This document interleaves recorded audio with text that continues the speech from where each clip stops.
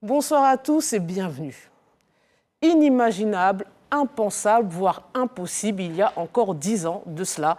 Et pourtant, le chef de l'État, Alassane Ouattara, et ses prédécesseurs, les présidents Laurent Gbagbo et Henri Konan Bédié, se sont rencontrés publiquement le 14 juillet dernier.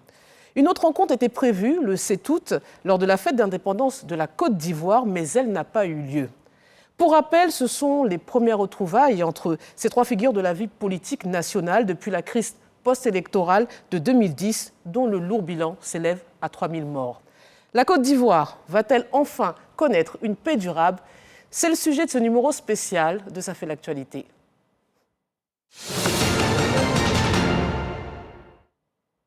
Le 6 août, le chef de l'État s'est adressé à la nation et je vous propose de l'écouter.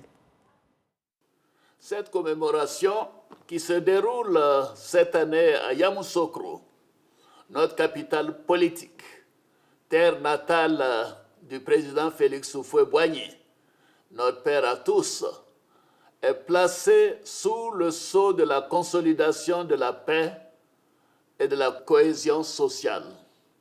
Célébrer cette commémoration à Yamoussoukro est un appel à la paix à tous nos compatriotes et à tous les habitants de notre beau pays.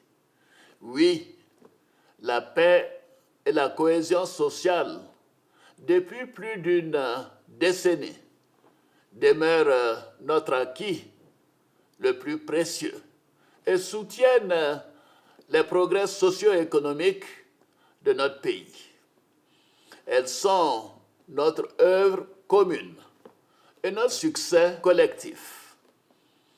Mes chers compatriotes, chères sœurs, chers frères, au plan politique, la tenue en début d'année de la 5e phase du dialogue politique, ainsi que les recommandations qui en sont issues, ont fortement contribué à l'apaisement du climat politique et à la consolidation de la démocratie dans notre pays.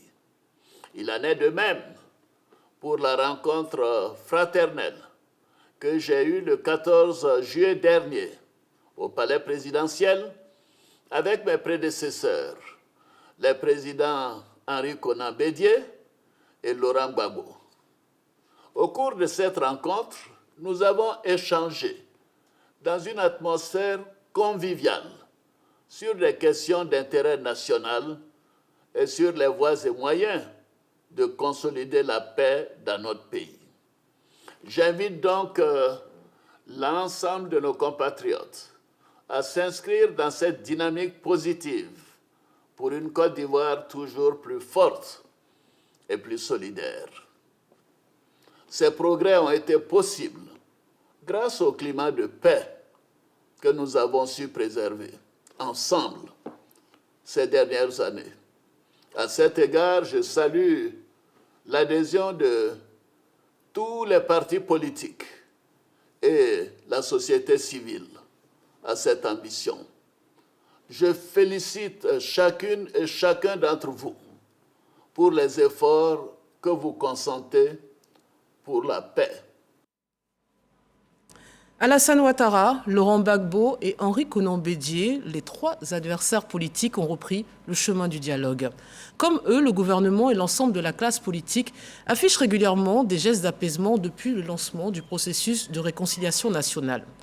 Ces actions, saluées par la majeure partie de la population, suffiront-elles à dissiper les craintes des Ivoiriens lors des prochaines échéances électorales? 10 ans après la crise post-électorale et 2 ans après une élection présidentielle sous tension, quel est le bilan du processus de réconciliation nationale en Côte d'Ivoire? Pour en parler, je reçois le ministre de la Réconciliation et de la Cohésion nationale, M. Kwadjo Konan Bertin. Bonsoir et bienvenue. Bonsoir. Monsieur le ministre, lorsque l'on parle de la réconciliation nationale, chacun y va de sa vision, compréhension. Quelle est votre définition de la réconciliation nationale? Merci de nous donner l'occasion, justement, 2 jours après la célébration de la fête nationale de notre indépendance, de faire l'état des lieux, n'est-ce pas, sur le processus de réconciliation qui est en cours. Nous avons en commun un beau pays, la Côte d'Ivoire. Et tout le monde sait qui a été pendant longtemps un havre de paix, un pays de stabilité et qui a été pendant des décennies un modèle, d'abord en Afrique de l'Ouest et en Afrique tout court. Voyez-vous ce destin que le père de la nation a donné à ce pays, la Côte d'Ivoire, qui en a fait une terre d'accueil, terre d'espérance, un sol de brassage. Et donc, sur le sol ivoirien, vous avez tout. Hein, ils sont nombreux, qui sont venus d'ailleurs. D'abord un pays qui lui-même a une soixantaine d'ethnies et qui ensuite ouvre ses bras aux autres. Tous ceux qui sont venus dans ce pays depuis des décennies trouvent le bonheur sur ce sol ivoirien.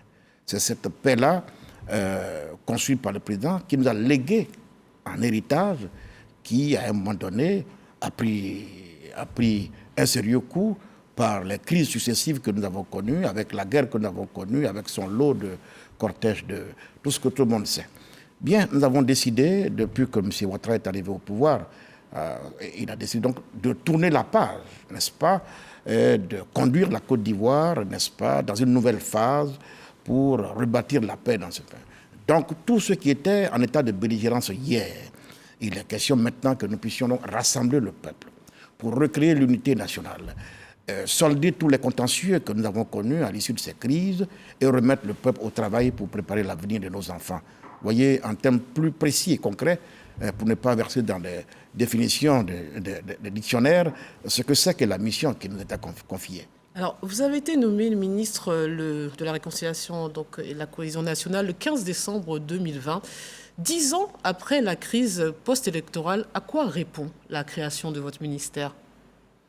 Vous savez, rien n'est impossible, ou du moins rien n'est possible à un peuple qui est continuellement divisé. La paix est le bien précieux, le bien le plus précieux de tout l'ensemble, le bien au-dessus de tous les biens. Il faut reconquérir cette paix. Le chef de l'État, son Excellence M. Alassane Ouattara, a décidé, en tout cas, parce qu'il a pris conscience de ce que nous sommes en train d'accuser un retard inexplicable, de conduire son peuple dans une paix, mais une paix définitive.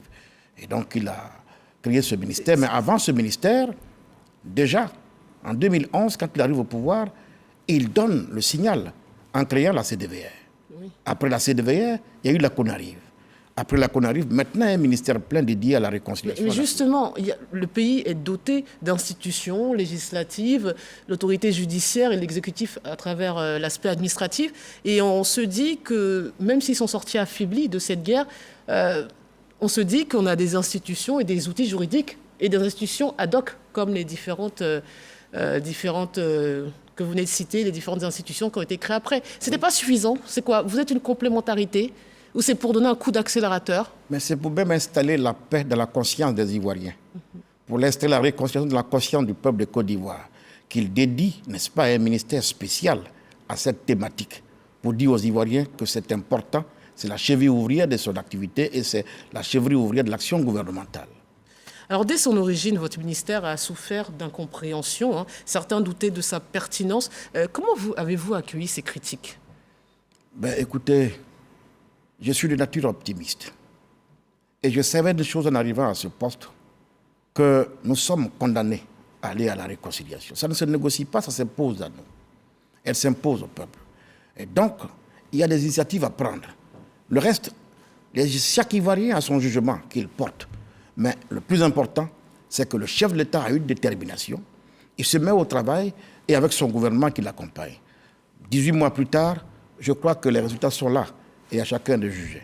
Mais justement, est-ce que vous compreniez ces interrogations des populations ou c'était un procès d'intention?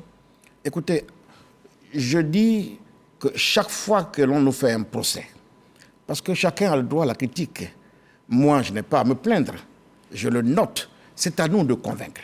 D'abord de ce que le président a une bonne vision, que cette décision est pertinente et qu'il a eu aussi raison de nous faire confiance. Nous devons prouver et nous devons le démontrer au quotidien. Alors justement, quelles sont les actions les plus significatives menées par le ministère de la Réconciliation et de la Cohésion nationale après 2 ans d'existence? Voyez-vous, nous sommes arrivés là, à ce poste, dans un contexte très tendu. La priorité pour nous, c'était d'aller tout de suite à la décrispation. Il fallait créer les conditions d'une décrispation vraie. Parce que tant qu'on ne s'écoute pas, on ne peut pas s'entendre. il y avait beaucoup d'exilés. Le président Gbagbo était encore en exil. Heureusement que le président de la République lui-même, qui est la pierre angulaire, qui est l'architecte de la réconciliation, un homme de vision, a anticipé. Pour nous faciliter la tâche déjà, tout de suite, il prend les dispositions pour faire entrer le président Laurent Gbagbo au pays. Tous ceux qui étaient donc en exil au Ghana et un peu partout sont rentrés en cascade. Il prend des dispositions. Vous voulez dire que c'est grâce au chef de l'État que le président Gbagbo est rentré? Bien entendu, je vous ai C'est pas lié à l'acquittement de la Cour pénale internationale? Il est acquitté, c'est vrai, mais après il faut qu'il regagne son pays.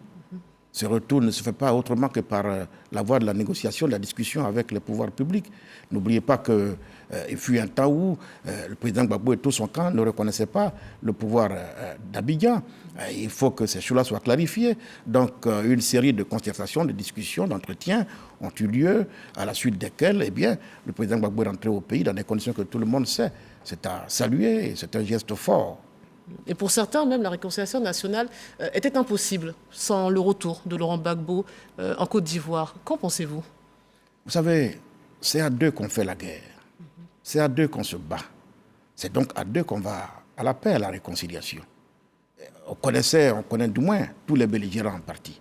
Donc si nous voulons d'un processus de réconciliation inclusif, alors dans ces conditions-là, on va identifier tous les belligérants et nous les connaissons.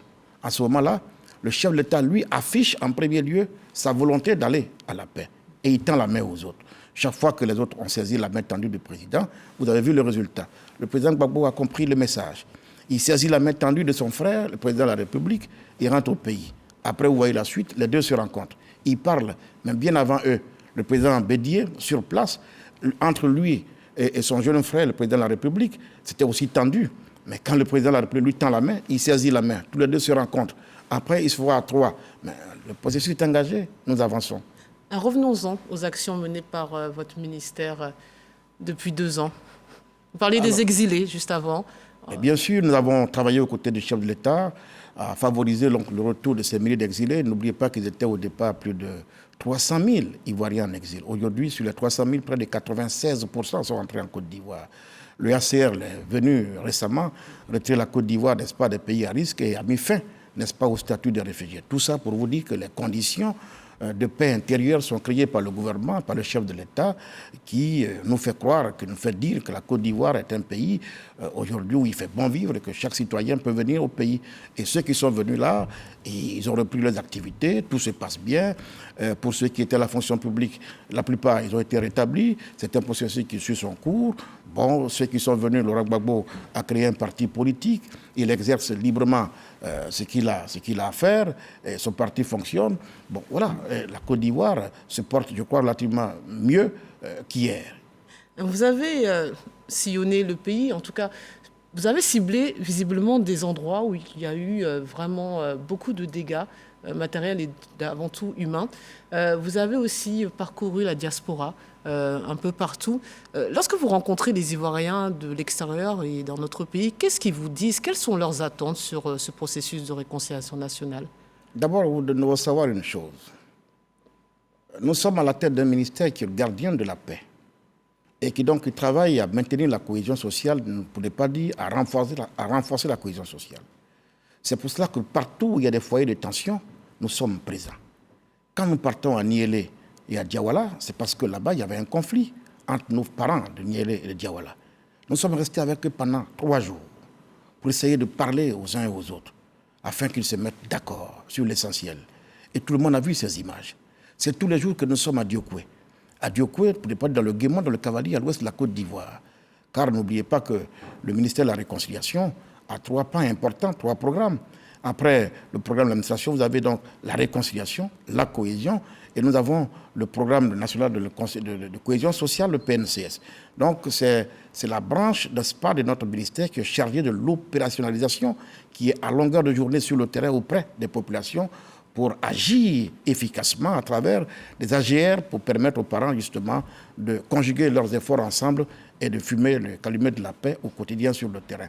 Oui, j'ai été à diaspora, j'ai été en France, j'ai été en Angleterre. Certainement que j'irai en Allemagne, que j'irai aussi aux États-Unis. Parce que vous savez, par le passé, l'Ivoirien ne quittait pas la Côte d'Ivoire. Il faisait tellement beau vivre ici que l'Ivoirien ne quittait pas son pays. Aujourd'hui, ils sont nombreux. Plus d'1 million d'Ivoiriens, ce n'est pas négligeable. La diaspora, c'est important. Et nous disons qu'il faut aussi que nous puissions les impliquer dans le processus qui est en cours au pays. Il faut leur expliquer, il faut les éclairer, les sensibiliser afin qu'ils y adhèrent.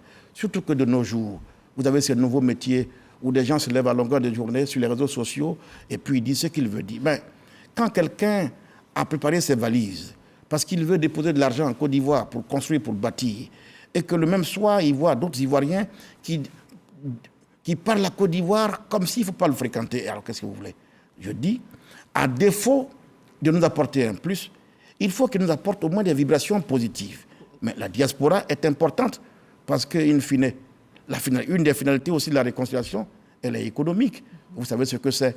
La Côte d'Ivoire, parce qu'elle se porte bien, elle doit attirer donc les bailleurs de fonds et nous avons besoin de mettre tout le monde à contribution. On a l'impression que vous nous disiez quelque part que certains membres de la diaspora ivoirienne à l'étranger enveniment les choses de l'extérieur par leurs propos sur les réseaux sociaux. Ce sont des choses que nous avons quand même constatées par endroits depuis quelque temps, à force de nous parler, à force de nous expliquer les uns avec les autres. Je crois que ça baisse en intensité et c'est cela qu'il faut noter. Il faut inviter tous les Ivoiriens à comprendre qu'on ne peut pas rester éternellement dans la belligérance. Il faut qu'à un moment donné, on se montre dans cette attitude aussi positive pour servir son pays et faire avancer la Côte d'Ivoire. Et chaque Ivoirien est appelé justement à jouer sa partition parce que la réconciliation, ce n'est pas le seul fait du chef de l'État. C'est l'affaire de tous les Ivoiriens. Et chacun doit s'investir, chacun doit s'impliquer et doit prendre sa part. On va s'intéresser aux nombreux gestes d'apaisement politique. Mais d'abord, j'aimerais qu'on écoute un extrait du discours du chef de l'État lors de son adresse à la nation. Il a fait des annonces importantes dans le cadre de la réconciliation nationale. Je vous propose de le réécouter. Dans le souci de renforcer davantage la cohésion sociale, j'ai signé un décret accordant la grâce présidentielle à M. Laurent Gbagbo, ancien président de la République. J'ai également demandé qu'il soit procédé au dégel de ses comptes et au paiement de ses arriérés de rente viagère. J'ai aussi signé un décret accordant la libération conditionnelle au contre-amiral Vagua Fossigno et au commandant Jean-Noël Abeyi, condamné pour des infractions liées à la crise post-électorale de 2010.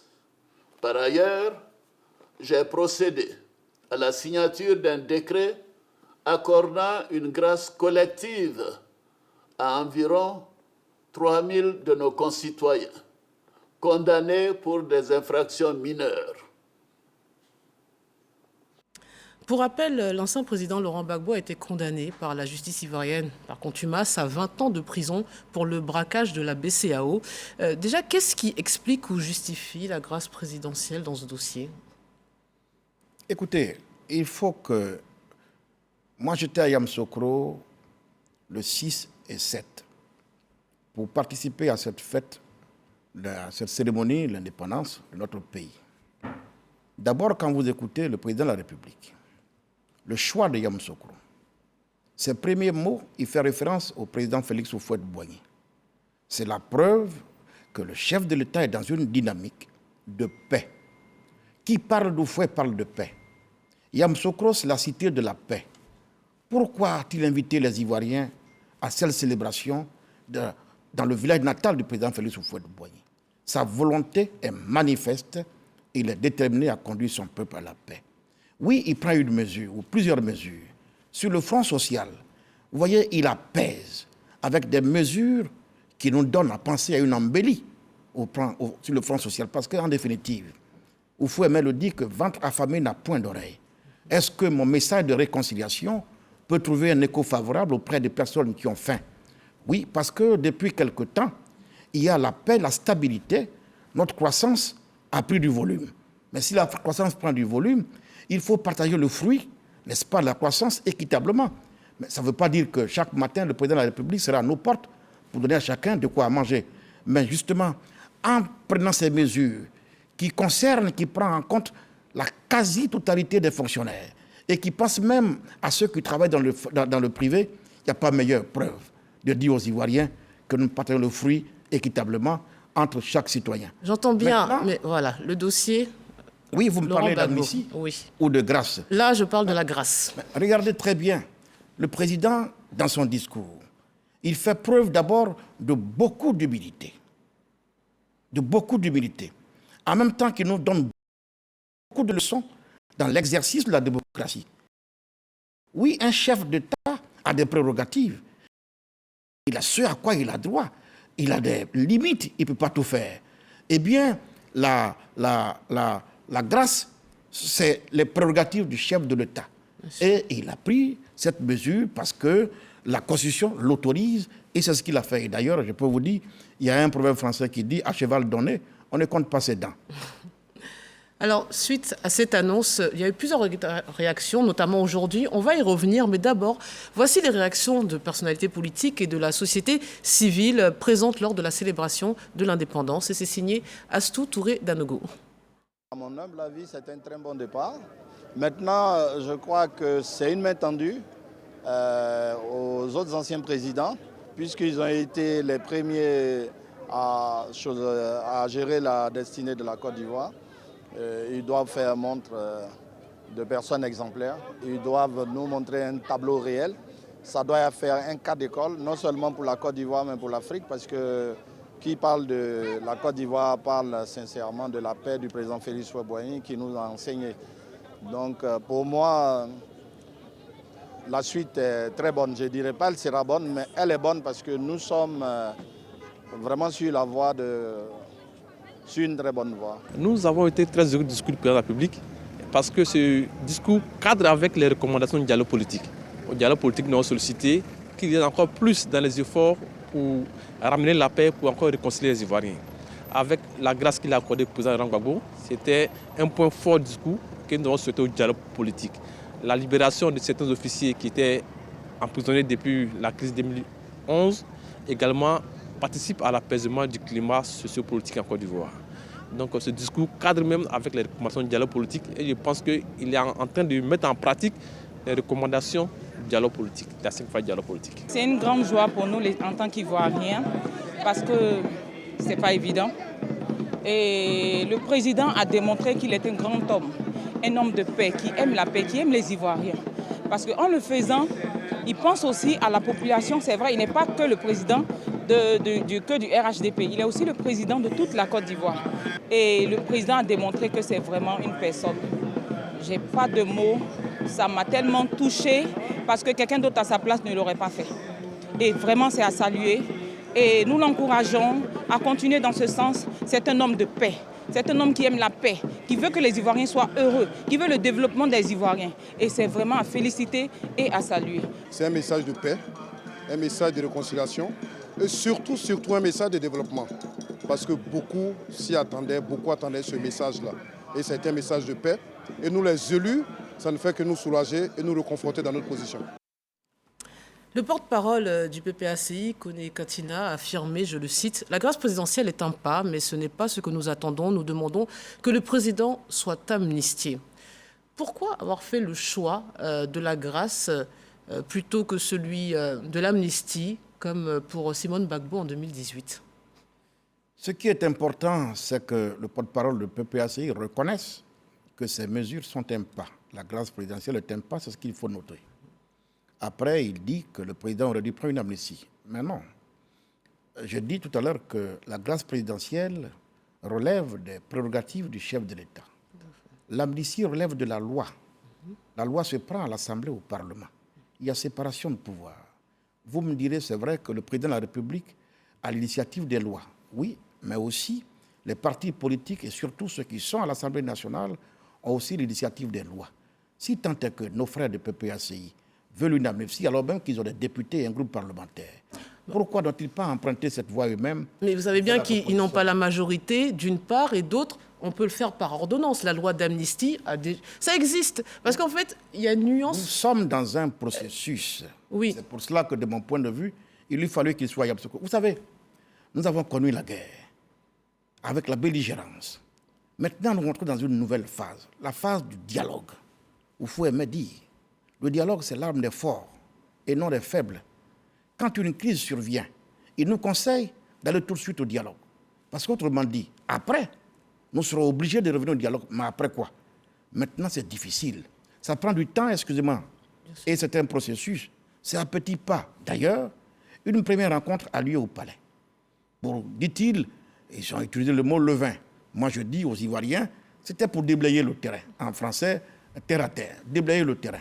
Le processus est engagé. On va à Yamoussoukro. D'ailleurs, il y a une chose que les Ivoiriens n'ont pas constatée. Moi, j'y étais. Le PDCI-RDA était présent. J'ai vu Gaston Ouassé Nankone. Pour moi qui connais la maison, Gaston Ouassé Nankone ne peut jamais être à un tel rendez-vous si Bédi ne l'y autorise pas. Il a dit. J'ai vu Ezalé, Georges Philippe. J'ai vu Kofi Léopoldine. Même si Bédi n'était pas là physiquement, le PDCI était prudent. Alors c'est pour vous dire qu'il y a eu beaucoup de messages. Et le plus important, c'est qu'on avance et il faut aller au dialogue. Mais je reviens sur cette affaire d'amnistie et de grâce, parce que pour bien faire comprendre les choses aux téléspectateurs, les conséquences sont différentes sur le plan judiciaire. Oui. La grâce conserve la condamnation dans le casier judiciaire de la personne, alors que l'amnistie enlève la condamnation du casier judiciaire. Non, mais je vais au bout du raisonnement pour expliquer qu'est-ce qu'ils pensent comprendre. Ce serait une manière, selon eux, d'empêcher le président Gbagbo d'être candidat, puisqu'il faudrait à minima que le casier judiciaire soit vierge de l'intéressé. Alors là, excusez-moi. Qu'est-ce que vous répondez? La Côte d'Ivoire, sur les 5 ans qui sont consacrés à la gestion du pouvoir après l'élection présidentielle, ne peut pas vivre éternellement sur les 5 ans de candidature. Comment voulez-vous qu'en 2020, en 2022, ce qui nous préoccupe, ce soit la candidature d'un individu? Attention, nous voulons bâtir la paix, créer les conditions justement d'élections apaisées en 2025. La priorité, ce n'est pas de dégager maintenant les candidatures. Le chef de l'État joue sa partition. Et je vous dis que l'amnistie relève de la loi. Ça se prend à l'Assemblée nationale. Et je vous ai dit la procédure. Vous me direz que le président de la République a l'initiative des lois. Oui, mais il faut donc dans ce cas-là qu'il dépose sur le bureau de l'Assemblée un projet de loi, ce qui n'a pas été fait. En plus, les partis politiques, y compris le PPACI, qui est un groupe parlementaire, a aussi l'initiative des lois. Il faut tenter à l'Assemblée nationale. Donc, il faut tenter l'exercice de la démocratie.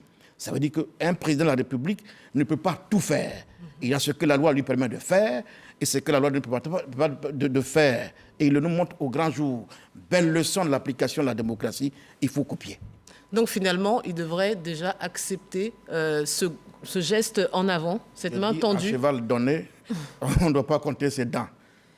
Alors, il y a aussi un autre moment fort du discours du chef de l'État. Il a procédé au dégel des avoirs de Laurent Gbagbo et paiement des arriérés de ses rentes viagères.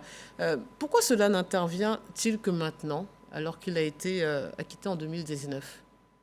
Il fallait attendre la grâce d'abord? Il faut l'entendre tout de même. Oui. Pour que ça intervienne, ça aurait pu être hier, c'était aujourd'hui. Ce n'est pas le jour qui est le plus important, ce n'est pas le timing qui compte. Le plus important, c'est l'acte et sa portée.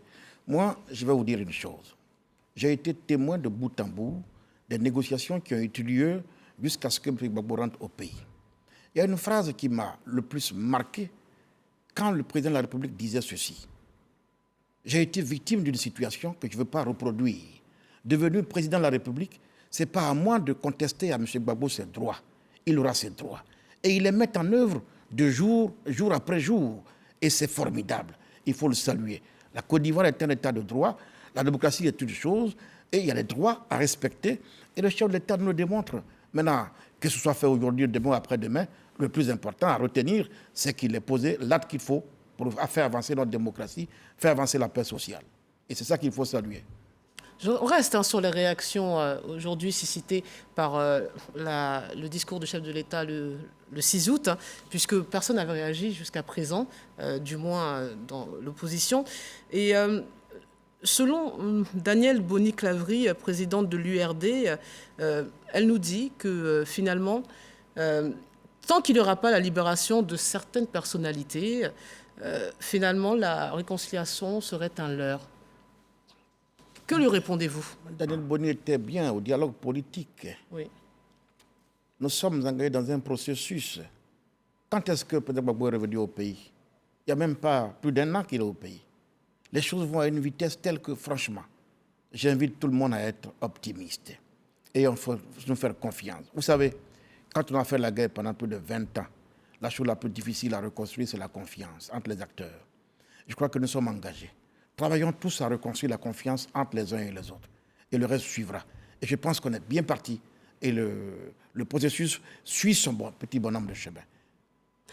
La réconciliation nationale fait appel certes à notre humanité, mais aussi à la rigueur de la justice. Ne craignez-vous pas, à travers ces grâces, amnistie, d'accentuer le sentiment d'impunité? Ben justement, c'est là la profondeur des actes que pose le président de la République. D'Houphouët-Boigny à Alassane Ouattara, en passant par Bédié et Gbagbo, combien d'amnisties a-t-on donc pris dans ce pays? Et pourtant, alors il faut que l'on comprenne très bien. La Côte d'Ivoire restera un état de droit. Il ne peut pas régner dans un pays comme la Côte d'Ivoire, un état de droit, l'impunité. Quelles leçons donnent aux uns aux autres? Est-ce qu'on pense aux victimes? C'est pour cela qu'il faut que chacun comprenne ça très bien. Et suivez bien la démarche du président de la République. Parce que c'est de l'enseignement qu'il donne aux uns aux autres. Amnistie, oui, d'accord, mais qu'est-ce qu'on retient? Pour que demain ça se répète? C'est qu'on n'a rien compris. Mais il faut que chacun comprenne. Mais c'est peut-être ça aussi la question que je voulais poser tout à l'heure précédemment. Encore une fois, j'insiste sur le fait du casier judiciaire. Laissons de côté l'élection présidentielle. Mais ça veut dire que finalement, en cas de récidive, dans le cadre de la grâce, l'individu peut avoir une peine plus importante. Alors, donc, vous pensez que ça a joué dans la décision? Le président de la République vous sort 2 anciens militaires ou 2 militaires qui bénéficiaient d'une grâce. Mais justement pour leur dire, mais s'ils reprennent les raisons, les mêmes fautes pour lesquelles ils ont été en prison, on les amène encore en prison. C'est ce que les Ivoiriens doivent retenir dans la méthode, que je dirais la méthode Alassane Ouattara, qu'il enseigne aux Ivoiriens. Est-ce qu'on a tiré les leçons de ce passé douloureux que nous avons vécu? Est-ce que nous sommes prêts à recommencer? En tout cas, nous autres n'avons pas intérêt à ce que la Côte d'Ivoire bascule à nouveau. Donc on s'observe mutuellement. Il faut reconstruire la confiance, comme je le dis. On vous libère, mais à condition que vous ne venez pas encore reprendre les mêmes choses pour lesquelles on vous a mis en prison. Si d'aventure, ils nous montrent des signes de ce qu'ils ont pris la pleine mesure de la situation et qu'ils ne sont pas prêts à recommencer les choses, mais ça va de soi.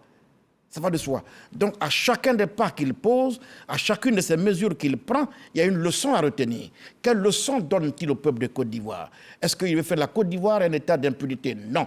La Côte d'Ivoire reste un état de droit. Et la loi sera la loi.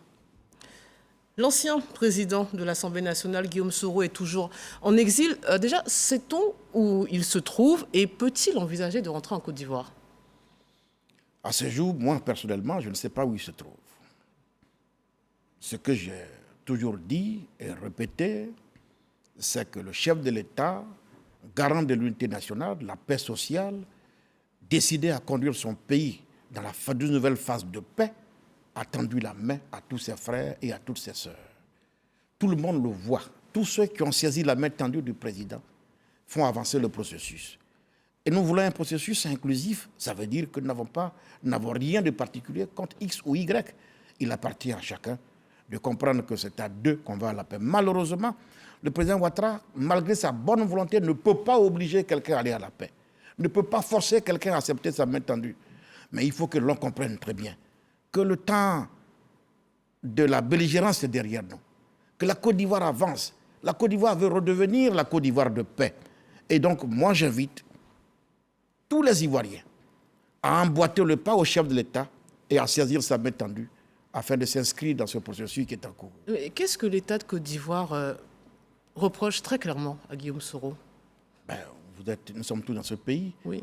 Je ne suis pas de ceux qui remuent le couteau dans la plaie. Le passé est le passé. Chacun connaît les délits. Et donc, ces choses-là sont derrière nous. Maintenant... Mais vous dites derrière nous, est-ce que si d'aventure Guillaume Soro rentrait, il serait poursuivi? Puisque la Côte d'Ivoire reste un état de droit et que personne n'a intérêt à ce qu'on piétine la loi en Côte d'Ivoire ou la justice, évidemment... il va répondre de ses actes devant la justice. C'est ce que vous nous dites. Évidemment, ça dépend. Alors, Monsieur le ministre, vous avez récemment affirmé que Guillaume Soro devait prendre la main tendue par le président Ouattara. Quelles sont très concrètement les actions menées par le chef de l'État et le gouvernement à l'endroit de Guillaume Soro? J'ai inscrit, quand j'ai fait cette déclaration, j'ai inscrit ma déclaration ou ma démarche dans notre tradition africaine. Franchement, je le dis la main sur le cœur. Le frère Guillaume Soro, il sait que je ne serai jamais de ceux qui vont le haïr, parce que c'est un ami, c'est un frère. Le hasard de la vie nous a amenés tous à fréquenter l'université de Cocody. Je ne peux pas nier que nous nous connaissons, que ce soit lui ou Blé Goudé. Je dis, nous sommes en Afrique. En Afrique, il y a ce qu'on appelle le droit de naissance. Moi, je vais vous dire, pendant longtemps et depuis toujours, tout le monde considère en Côte d'Ivoire que je suis le fils d'Henri Konan Bédié. Pas parce qu'il m'a mis au monde. Vous me laissez terminer mon raison. Oui, bien sûr. Charles Blé Goudé comme l'enfant de Laurent Gbagbo. Guillaume Soro comme l'enfant d'Alassane Ouattara. Dites-moi dans quelle localité de la Côte d'Ivoire vous trouverez un village où un père et un fils sont en conflit et les villageois se réunissent dans un élan de sagesse et donnent raison au fils. J'ai dit non. S'il y a bien quelqu'un qui doit faire preuve d'humilité dans ce choc d'orgueil, c'est bien mon frère Guillaume Soro. Et je dis, il faut qu'il saisisse la main tendue de son père, le président Alassane Ouattara, puisque oui, je suis témoin qu'au moins une fois, à moi, il a dit qu'Alassane est son père. Dans ces conditions, il faut qu'il fasse profil bas, qu'il saisisse la main tendue de son père, de son papa, et qu'il facilite la tâche à l'ensemble de la Côte d'Ivoire. Est-ce que donner un tel conseil à un frère, c'est mal agir? Non, ce n'était pas la question, mais vous me permettez d'aller sur la prochaine question, puisque dans la même intervention, effectivement, vous avez dit, j'invite Guillaume Soro à faire profil face à Alassane Ouattara, qui est son père. Même si c'est symbolique, pourquoi ce paternalisme? J'ai été clair. C'est ce que vous venez de dire, mais est-ce que j'ai inscrit ma démarche dans notre tradition africaine? C'est culturel? Est-ce que vous convenez avec moi? Bien sûr que nos cultures ici en Afrique ont des valeurs qu'il faut pouvoir promouvoir. Oui, je pense bien que nos cultures ont des valeurs. Quand leur sein se trouvent des mécanismes de règlement de conflits, il n'y a qu'à se référer à ces mécanismes. On ne complique pas suffisamment la vie. Je pense que nos cultures en Afrique ont des valeurs qu'elles peuvent donc nous enseigner et pour lesquelles on peut justement... Donc, le dire sincèrement, c'est m'inscrire donc dans cette démarche. À votre décharge, Charles Blé Goudé, dont on va parler, nous a dit que le président Ouattara était son oncle et le président Gbagbo son père. Vraiment, la politique ivoirienne a besoin de ça. On a l'impression que, quand même, une sorte d'infantilisation des personnalités politiques ou des populations avec ces qualificatifs. Non, de temps en temps, il faut mettre un brin d'humour. Oui. Oui, un brin d'humour, c'est comme ça qu'il faut comprendre les choses. Et puis après, je pense que ça a quand même du sens. C'est pas moi. C'est affectif, mais... Tout à l'heure, je vous l'ai dit, que pendant longtemps, les Ivoiriens nous ont pris, moi, pour fils d'Henri Konan Bédié, et nous continuons de nous prendre comme tels, Blé Goudé, le fils de Laurent Gbagbo, Soro Guillaume, le fils de Alassane Ouattara, et ce n'est pas si mauvais que ça, et personne ne s'en plaint. Personne ne s'en plaint. Si vous le dites. L'ancien ministre Charles Blé Goudé s'est vu délivrer son passeport le 30 mai 2022. Déjà, pourquoi cela a mis autant de temps comparaison n'est pas raison, mais comparé peut-être au cas de l'ancien président Gbagbo? Ce n'est pas deux cas comparables. Oui. L'un était ancien président, l'autre était simple compagnon de lutte, le président Laurent Gbagbo, encore que, voilà, vous savez très bien. Et donc, ce n'est pas des choses à comparer. Ce qu'il faut retenir, c'est que aujourd'hui, là, Charles Blé Goudé a son passeport, et je l'ai toujours dit, quand on a un passeport entre ses mains, c'est qu'on s'apprête à voyager. Oui. Je ne pense pas que ce soit pour aller sur Mars, c'est pour venir en Côte d'Ivoire. Et donc la question du timing, pour moi, c'est un détail qui n'est plus important. Je veux dire que ça dépend de lui, ce n'est pas à cause de... Ça dépend de lui. Ça dépend d'un ensemble de choses, de climat intérieur en Côte d'Ivoire, voilà, qu'il faut mettre en place et les choses se passent très bien. Est-ce que les gens ont fait attention au fait que le chef de l'État était-il obligé d'envoyer son chef de cabinet porter un message à Charles Blé Goudé? Non. C'est le respect. Malgré l'âge, malgré les fonctions qu'il occupe, le respect de l'autre, la considération de l'autre. Il dépêche expressement son chef de cabinet pour passer ce message. C'est une marque de Après, respect. lui-même, Blé Goudé reconnaît l'élégance avec laquelle il obtient son passeport. Après, la suite, mais regardez, attendez, et vous verrez des bonnes choses se profiler à l'horizon, bien entendu. En fait, pourquoi ces questions sont importantes? C'est parce que vraiment on essaie de dire tout ce que pense tout le monde, tout ce que dit tout le monde tout bas. Et l'idée, c'est de dissiper toutes ces zones d'ombre parce qu'elles prêtent à confusion, elles n'aident pas. Non, je comprends les Ivoiriens. Il y a sous peu, ils n'étaient pas intéressés par la réconciliation. Et subitement, ils se montrent plus pressés que le processus lui-même. Je leur demande de ne pas être si pressés que ça. C'est un processus qui a débuté, qui suit son cours. Allons doucement, mais allons sûrement. Et les choses se mettent en place.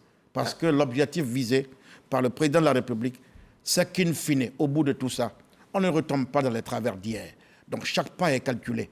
Tout est minutieusement préparé pour que justement, nous allions vraiment à bon port. Chef de l'État et ses prédécesseurs se sont rencontrés le 14 juillet dernier. Quelle sera la portée de cette rencontre historique sur la vie politique nationale? Vous avez pu le constater.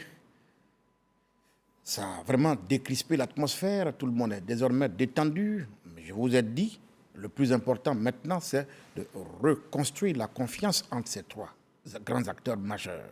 Oui, et le processus se met en place, mais tout doucement. Moi, je le crois. Alors, nous y avons cru, nous autres, et croyez-moi, le ministre de la Réconciliation que je suis, je me suis senti vraiment soulagé, dégagé d'un poids ce jour-là, parce que jusque-là, c'était impensable. Mais pour dire quoi? Je l'ai souvent dit, ce pays-là, on a dit d'Houphouët qu'il était un génie. Mais ce génie d'Houphouët, il a communiqué à tout son peuple. En chacun de chaque Ivoirien se trouve ce génie. Ce génie peut dormir à un moment donné, mais quand il fait jour, comme c'est le cas en ce moment-là, la Côte d'Ivoire va étonner le monde. Nous étions à Yamoussoukro hier. J'ai assisté à une fête, mais en réalité, on peut la résumer en ceci, c'était la renaissance de la Côte d'Ivoire. La Côte d'Ivoire renaît dans sa splendeur, dans sa grandeur. Elle va étonner encore le monde. Vous parlez de la fête de l'indépendance et c'est vrai qu'Alassane Ouattara, Laurent Gbagbo et Konan Bédié devaient être à nouveau réunis ce 7 août. Et ça n'a pas été le cas. Chacun a donné une raison pour son absence. Déjà, est-ce que vous le regrettez et qu'est-ce que vous dites aux explications données par les uns et les autres? Ça n'a été qu'un premier rendez-vous. Les Ivoiriens voulaient voir ce trio. Ce trio ce jour-là. Bon, ça n'a pas eu lieu ce jour-là, mais c'est Dieu qui a le temps, le timing des choses.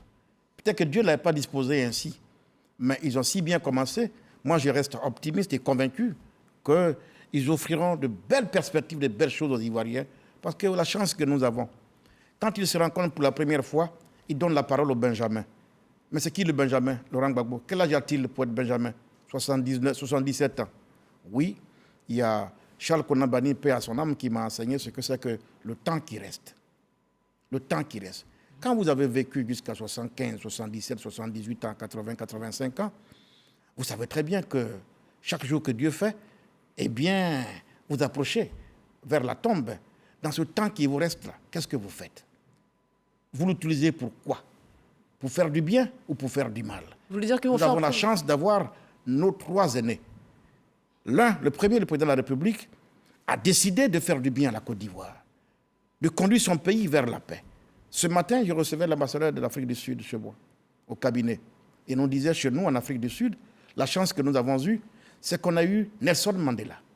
Ce leader charismatique, quoi qu'il ait passé 25 ans en prison, il sort, mais il nous prend tous de court et il nous dit « allons à la paix, à la réconciliation ». Et nous l'avons suivi.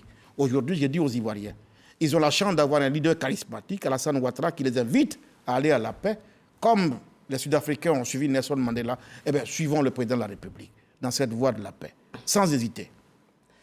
Je rappelle quand même qu'il y a eu 3000 morts en 2010 et 85 morts en 2020. Quelle est la place accordée aux victimes des violences électorales dans ce processus de réconciliation? 3000 morts, c'est notre histoire. Et nous n'avons pas intérêt à fermer les yeux sur notre histoire. C'est notre histoire et nous devons l'assumer. Mais après, la vie ne s'arrête pas aux 3000 morts, malheureusement ou heureusement. Il y a eu des survivants. Et ces survivants-là ont besoin de construire l'avenir de la Côte d'Ivoire. C'est pourquoi le président de la République a fait le choix du pardon. Oui, nous savons très bien qu'au sortir de la crise, il y a eu des victimes. Mais dans l'urgence, l'État de Côte d'Ivoire a fait quoi?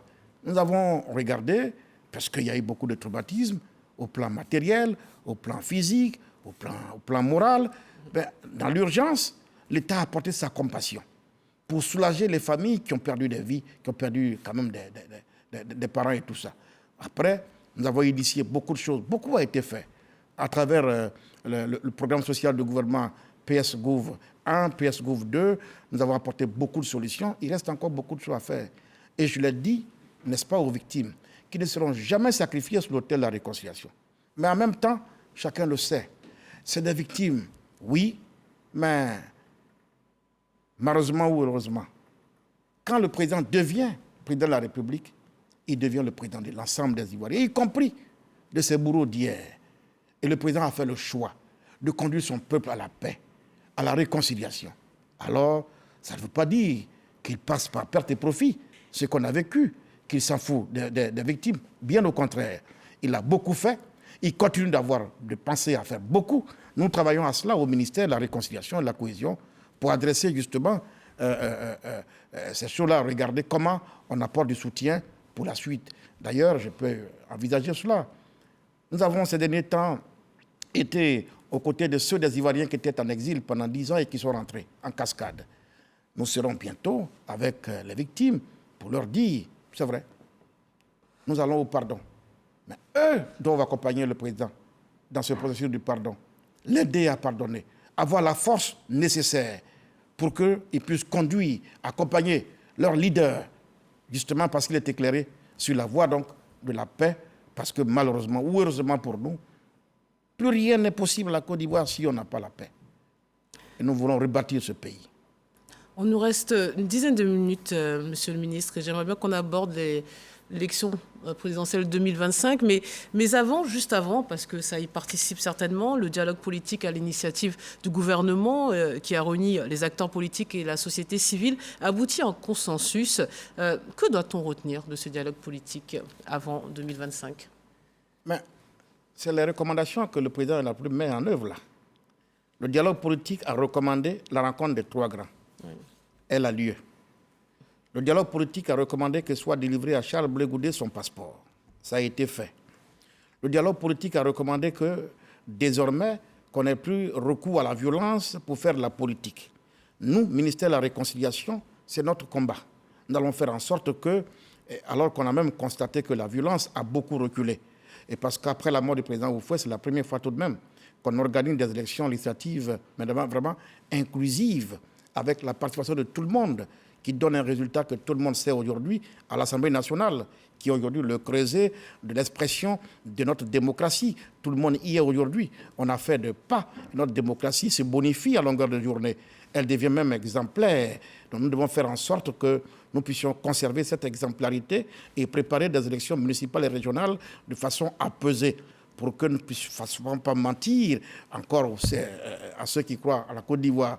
Parce que, je veux dire, le premier texte qui nous attend, ce sont les élections municipales et législatives. Et puis on va clôturer tout ça en 2025 avec une élection présidentielle, grandeur nature, dans des conditions apaisées, parce que nous aurons fait le choix de la démocratie pour promouvoir ses valeurs et que chaque Ivoirien doit comprendre que désormais, on doit privilégier le bulletin de vote en lieu et place de la violence. Vous êtes confiant quant au déroulé de ces 2 scrutins en 2023 et 2025 ? Est-ce qu'on a le choix ? Non, pas le choix si nous voulons faire avancer ce pays. N'oublions pas que nos dévanciers l'ont dit, c'est un enseignement. Eh bien, chaque génération doit avoir le souci de léguer aux plus jeunes plus qu'elle n'a obtenu de ses anciens. Oui, nos dévanciers actuels ont obtenu d'Oufoué un pays solide, debout, fort et respecté. Malheureusement, on a fait la guerre. S'ils décident aujourd'hui de nous ramener dans la paix, alors c'est à saluer. Et je pense que le président de la République est déterminé. Lui, à hisser son pays, notre si beau pays, vers le haut, pour qu'il soit à nouveau respecté à travers le monde. On réclame souvent l'éducation politique des populations, a fortiori des militants. Mais qu'en est-il de la classe politique émergente dans son ensemble ? Seront-ils à la hauteur des enjeux ? Vont-ils préserver ce fragile équilibre qui se dessine actuellement ? Vous voyez, pour le ministre de la Réconciliation que je suis, chaque jour que nous sortons à l'intérieur du pays, partout, le constat que nous faisons, c'est qu'ils sont nombreux les jeunes et les femmes qui s'intéressent à ce processus de réconciliation, qui l'épousent et qui l'embrassent. Ça me donne des raisons d'espérer. Ça veut donc dire que les jeunes, pour qui nous nous battons, les femmes qui sont le socle de notre société, savent mieux que quiconque ce que c'est que la paix. Parce qu'on a vu le sang versé, parce qu'on a vu ces milliers de morts. Les jeunes qui veulent vivre demain préparent demain aujourd'hui. Ils sont nombreux dans tous les espaces de paix et de réconciliation. C'est la preuve qu'il faut être optimiste de ce que demain, ils feront mieux, sans doute, que les autres, que leurs dévanciers. Mais même si c'est vrai qu'on reproche presque tous les maux de la terre au président Alassane Ouattara, à l'ancien président Laurent Gbagbo, ainsi que Henri Konan Bédié, mais quand on reprend leur parcours politique, on se rend compte que quand même il y avait des convictions, de l'idéologie, des combats à tort ou raison. Est-ce le cas de la classe politique qui les suit? Mais la classe politique qui les suit doit hériter de quelque chose d'eux. Et si vous dites que dans leur cursus, dans leur parcours, vous avez observé de la conviction, c'est cette conviction qu'ils doivent léguer à ceux qui les suivent. Mais nous refusons qu'ils nous lèguent la discorde. Nous refusons qu'ils nous lèguent la guerre. Nous refusons qu'ils nous lèguent la déchirure. Et ils ont si bien compris qu'ils nous donnent le chemin de ce qu'il faut ressouder le tissu social. Il faut aller à la paix. Et je crois que c'est ce qu'ils vont léguer. Et donc, à nous de nous montrer dignes de cet héritage qu'ils préparent pour les futures générations. Monsieur le ministre, on arrive à la fin de l'émission, mais j'aimerais vous donner une dernière fois la parole. Certains de nos concitoyens restent perplexes quant à la pérennité de ces récents acquis. Comment pouvez-vous rassurer les plus sceptiques de nos compatriotes? Il n'y a pas à rester perplexe, je l'ai dit. Tout ce que nous faisons là se fait sous l'impulsion du chef de l'État, son Excellence M. Alassane Ouattara. Oui, mais la réconciliation et la paix, si nous voulons qu'elle soit durable et définitive, ce n'est pas la seule affaire du chef de l'État. La paix, ce n'est pas un vain mot, aimait dire Félix Houphouët-Boigny. C'est un comportement. Ce n'est pas le seul comportement du seul chef de l'État, ce doit être le comportement de chaque Ivoirien. Mettons-nous à la tâche et construisons ensemble une paix durable, par nos comportements, par nos mots. J'ai entendu ce matin le porte-parole Katida exiger. En temps de dialogue, on n'exige pas. C'est un vocabulaire de trop qui n'a pas sa place dans ce temps de dialogue. En temps de dialogue, on peut utiliser autre chose que le concept exigé. On n'exige pas en temps de dialogue. Le dialogue, c'est l'âme des forts. C'est à l'épreuve du dialogue qu'on voit les grandes âmes, qu'on voit les grands leaders. Si on a été grand dans la guerre, montrons-nous grands aussi en temps de paix et en temps de dialogue. Et c'est possible. Pour le reste, j'invite chaque Ivoirien à emboîter le pas au chef de l'État, à lui faire confiance et à aller ensemble dans la seule voie qui vaille, la voie de la paix, la voie de la stabilité. C'est le gage d'un bonheur effectif pour le futur de la Côte d'Ivoire. Dernier mot, c'est vraiment le dernier. Certains souhaitent que ces trois protagonistes quittent la scène politique avant 2025. Vous pensez que c'est la solution? Malheureusement, dans un État civilisé et démocratique, ce n'est pas comme ça que se règlent ces problèmes. Ce n'est pas de l'avis de certains. Oui, il y a des lois dans ce pays. Ayons confiance en ces lois. Ce que prévoient nos lois en la matière sera porté à la connaissance de l'ensemble des Ivoiriens et nous devons suivre les prescriptions de nos lois. Il n'appartient pas aux individus de décider qui doit être candidat, qui doit se retirer. Ce n'est pas comme ça que fonctionne la démocratie et dans un État civilisé. Voilà. Écoutez, ça sera le mot de la fin. C'est donc la fin de cette émission. Merci beaucoup, Monsieur le ministre, d'être venu sur notre plateau et d'avoir répondu à toutes nos questions. Merci. C'est moi qui vous remercie en espérant avoir été à la hauteur. Aux téléspectateurs d'en juger.